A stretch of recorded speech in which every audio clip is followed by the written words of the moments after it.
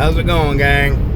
I figured I'd go ahead and talk to you while I on my way to take my truck over to the dealership in the Dayton area so I can get the estimate on the repairs from where that guy hit me with his camper excuse me, back in December.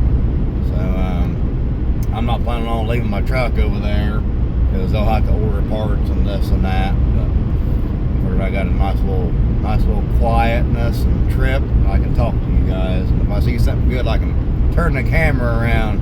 You guys watch these idiots driving. Got back in Ohio. What was it? I think it was Monday. We just came on back because I was debating on the snowstorm that we were supposed to get. And I'm like, you know what? I'm just gonna go on back because I've had enough of the RV, and I don't like staying out when you're out like that. Just go ahead and go on back. But we made it up to Sweetwater, Tennessee on Sunday, and let's see here. That was a pretty lengthy day. We left Sarasota. I'm trying to think. We left down there. It was fairly early. Got up to Atlanta, and of course I hate that town. I hate Atlanta. I just assume drive through there at night. But we got up there. Like I said, this was on Sunday. That's why I kept driving. That was why I wanted to get as far as I could on Sunday. And the outskirts on the south side was kind of congested, but outside of that, it wasn't bad. And we got into downtown, and like before downtown and after downtown, like the initial part, we kept seeing all these cars along the road, and they're flat tires. And I'm gonna say I got past the initial part of north side of downtown, and this truck pulls up next to me, and the guy driving and his kid says, "Hey, your tire's smoking." And I'm, because I'm always trying to check my mirrors, I'll constantly keep an eye on them. I check them periodically when I'm pulling the camper. And I look back on the passenger side, I see smoke coming out. So I pull the truck over, got over as far as I could, and it blew my camper's got a tandem axle, and it blew the front passenger side. So had to get the tire out of the camper because I carried 2 spares, and got my tools out. It only took me like 5 minutes to change the tire out. It took me 15 total because 5 was getting the tools, 5 changing the tire, and the other 5 putting the tools back. But outside of that, then we kept going. I guess I just don't like that town. Last time I had a flat tire was on the north side of Macon, getting off of 475 back onto 75. So Georgia must not like me. But no, like I said, we got to Sweetwater, Tennessee. It was late. God, what time was it when we got there? It was like 9:30 that night. So I think we left Sarasota at like 7:15. So it was already a 14-hour day. I didn't feel like driving Monday from Sweetwater back home here to Ohio, but I knew just to get it done. But that's what I'm going to talk about, because the last time I got gas in Kentucky was just south of Lexington, and it was $2.45 a gallon. Man, I got to get in the left lane. You think that they would keep the right lane repaired because they want you to drive in it when you're not passing, but man, there's just potholes everywhere. And Ohio and Tennessee are the worst states I've drove in with potholes. But anyway, I got gas. I don't know if it's Love's or Flying J or Pilot. It was $2.45, and as soon as I got back home to my hometown, it was $3.19. Now this was on Monday, and of course, everything that's happened since then. So it's spiking oil prices, but a lot of people's too young to remember Because like I said before, a lot of these younger people that was too young to remember '08, all they remember about '08 was mom and or dad lost their job, they had to move, they got different vehicles, you know, because all that stuff was getting repossessed and foreclosed. But in May of 2008, oil prices spiked. I think it was right around $127 a barrel. And I've mentioned before that during the 2012, this guy's got a flat tire right here. Mentioned in 2012, there was a senator. His name was Rick Santorum, and I forget what state he's a senator from. And he even publicly said that the '08 crisis, because it's so 12, so we're 4 years past the, you know, when everything actually tanked, you know, according to the government and the media, that the high gas prices is what pushed everybody over the edge. Well, in 2022, I took a picture right back the road. I don't know, probably about 10 miles back the road. Excuse me. And it was $5.09 a gallon. And of course, that was under Biden. You know, not many people. I mean, people were complaining, but people still had some of their COVID money left. And now I've seen oil. I've seen crude oil.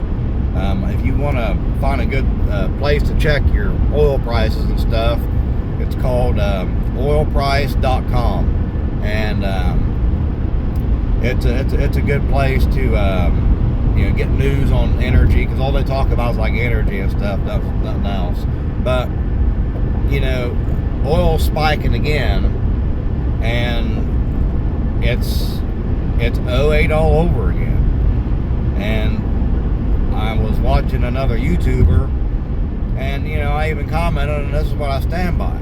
I agree with that Rick Santorum guy, because when you keep bleeding people out of money, you know, I mean, the high energy prices. I mean, I've already told you guys, and you know, some of these electric bills and gas bills I've seen people, you know, $1,500 for electric and gas, you know, to keep your house warm.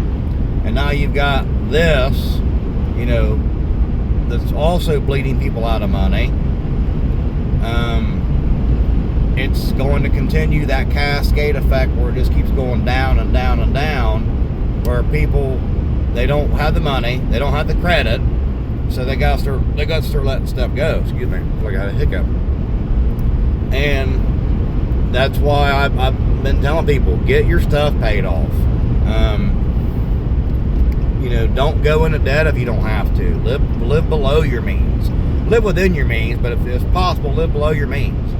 I mean, it's not hard, because when as this stuff gets worse, cash is king. Because anybody that, excuse me, that has gotten behind on their mortgage or a car payment or credit card or, you know, whatever you got, as that pings these credit scores, it's going to, even if that person doesn't lose their job, you know, as things continue to deteriorate, they're knocked out of being able to buy another house at these when they get really, really down, and they're going to, because you know, there was an Nick on Reventure Consulting. I like to watch him. I believe he gets his data from realtor.com, but he's got a good app, because it can like filter out different things, whereas realtor.com, Zillow, Redfin, they really don't do the in-depth like real estate, like your percentages and all that stuff. They don't do that like his app does. But you know, like he was mentioning, because I was just in Florida, so I've seen how bad it's getting down there.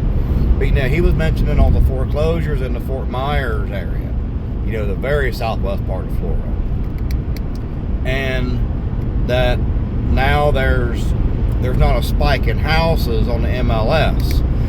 Well, I don't know if he's old enough to remember, but when a house goes into foreclosure, like if I have a house and I've got listed on the MLS and I go into foreclosure, that listing will get pulled by the bank because I no longer own the house. I'm in default. So that will get pulled off to make it look like that there's not as many properties for sale. But all those do is get backlogged at the sheriff's department because the sheriff auctions everything off.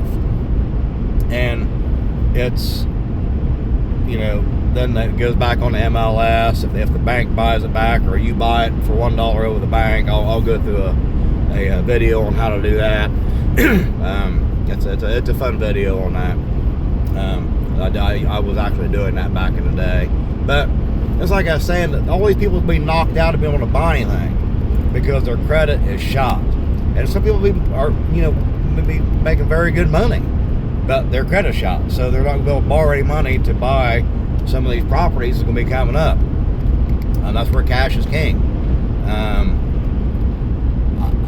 I still wouldn't buy nothing. In 2 miles, use the left lane to take the US 35 West exit toward Dayton. Google Maps tell me. I kind of know where I'm going to a point, wherever the office roads I got to go. But they're knocked out. People with cash, people with good credit, they're going to be able to pick up this stuff for pennies. Excuse me.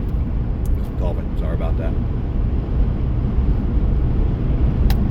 I didn't sleep good last night, so I basically rolled out of bed this morning, got about a half a cup of coffee in me, threw my clothes on and off I go. I gotta get this crap done.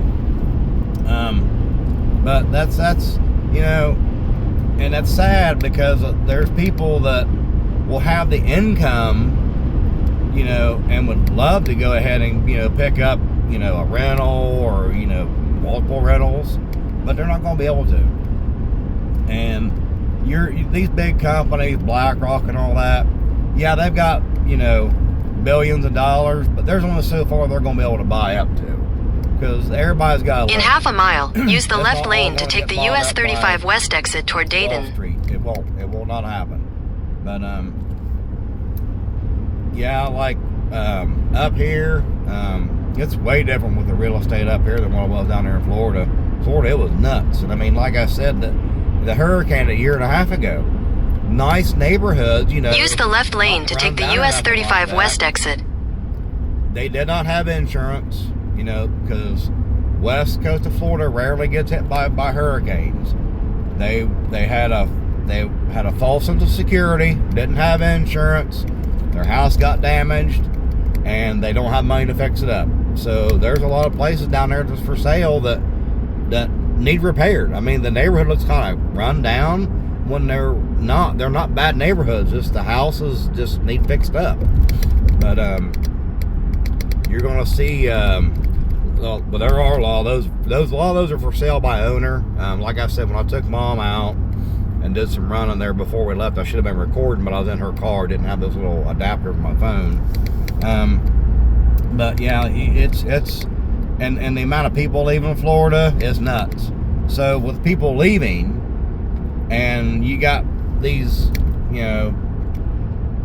dumb people that didn't sell, that wanted to sell in 22 but didn't sell because they thought the prices were going to go higher. Well, now those prices are long gone. You're not going to get those prices. But as more people leave, there's not enough people to buy the inventory that's going to be coming on, so it's going to keep pushing the prices down. It will eventually get bought out. You're seeing homeowners that are pulling their house off the market because they thought they could get the price they paid, in 22 or 23, even 24, and now they're upside down on that because the values have went down, and they can't afford to sell it because they don't have the money to cover the difference to get out of that mortgage, so they're stuck with it. Hopefully they got a low mortgage, because if not, then they'll end up losing the house. But it's, and then the amount of, oh man, I'll tell you what, coming up I-75, I never seen so many repos on the back of these oh crap, what do you call them? Hot shot drivers. They got the little car trailers in the back of those. The big semi car trailers. You got your tow truck, but they got the little flatbed. Had one on top, then pulling one. I mean, it was nuts. All these repos, and you can tell they're repos because the plates are still on them. And you can just tell by it. So that was somebody's car. Just the way, like, they had stuff in the window or there's crap in it still. But it's just, I was just like, man, all these cars going to go to repo. And that's one thing you got to be careful with these used cars is if they know they're going to lose it or they quit making the payment, they sure ain't going to be doing any maintenance on them. They ain't going to change the oil in it. They're not going to do nothing. So that's one reason I shy away from used cars over a new one. If I have to get another vehicle, I would buy trucks. I would buy a 3/4 ton truck because I can pull anything I back up to. And I do some towing with what equipment I got. But, I mean, like, right here, there's a Toyota dealership right here. I mean, I've just always stayed away from used vehicles. I never used to, but after what I've experienced with stuff and just knowing that these people's not fixing nothing, I just stay away from them. I mean, heck, new ones are almost as bad with all these recalls they got. But no, like I said, I'm back home. I'm back in Ohio, so I'll be able to do some recording. I might do a video where I drive by each of my houses, and I'll let you guys know how much I paid for it and what year I bought it in. Me personally, I would like to see that happen again because I'll pick up another several houses. I like deals. I like getting deals. But, you know, and like this winter, I'm planning on going back to Florida again. And I'm planning on staying in Key West just the whole time. But I'm going to have to get a golf cart. And I'm planning on, by the time that I leave, to head back down, because my camper's a toy hauler, that there's enough job losses where I'm going to be able to pick up a nice golf cart for, you know, pennies. Because somebody's going to be desperate and their unemployment's ran out, or they're going to need money for something, and I'll be able to be like, you know, I know you wanted $7,000 for that. Well, I take it back. Hell, I've seen something was $11,000 there in Bradenton, a new golf cart. Being like, I know you need money. I'll give you $2,000. You know, oh, you need money. You got to make that mortgage payment here. I can give you enough money to make your mortgage payment once or twice. You know, that's the kind of deals I like, when people get desperate and they got to let things go for nothing. But well, I guess I'm gonna let you guys go because I'm over here. I'm in this town called Beaver Creek. I just left Xenia, and it's on the very east part of Dayton. And you got all these idiot drivers over here, like this trucker. I don't know if he wants to stay in this lane or the other lane. So, but I don't know. Like I said, I don't know if we leave my truck there or not. If I don't, I might make a video on the way back home. So anyway, it was good seeing you guys. Hope you guys like my content. Like I said, I'm gonna do more down to the springtime. Oh, by the way, happy daylight savings. I'm glad it's back. I hate going back to that standard time. It's always so dark in the evening. But anywho, I will catch up with you guys next time. If you want to watch my previous videos, feel free to check them. There are a few videos that were put in as shorts. Not that that's the way YouTube did it, because they were under, I think, 2 minutes or something like that. That makes you put them in a short. So anyway, like my video, subscribe to my channel, share my videos. I do appreciate it. See you guys.